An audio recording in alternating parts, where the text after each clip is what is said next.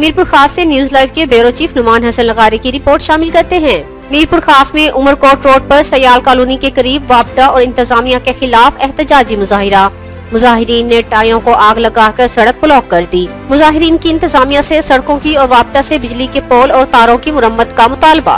हादसन जो शिकार थी पिया इन लादा असां बीठा आहियूं। महिरबानी करे असांजे अॻियां रखी मुतालबा आहे असांजा जाइज़ कम कराए वञनि हिते पुलिस जो कॉपरेट आहे असांजा।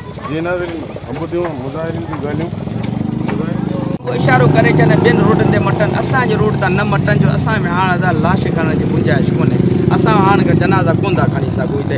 ही एॾा दिलेर बहादुर आहिनि ट्रालियूं कल्टियूं करे पोइ भॼो वञनि था बलूचिस्तान सरहद मां वञी ड्राइवर निकिरंदा ॿ पाणे मालिक छॾाईंदा।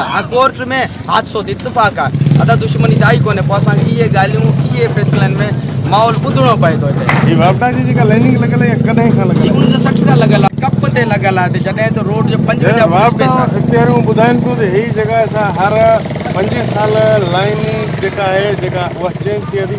अहिड़ी का शइ अव्हांजे हिते कोन थी चेंज थिए। हिते कोन थी चेंज थिए उहा जाइ शहर में सिटी में थिए थी या ॿी जाइ ते थिए त उन जा असीं कोन था चऊं। हिते हिन असांजे इलाइक़नि में कोन चेंज कोन्हे।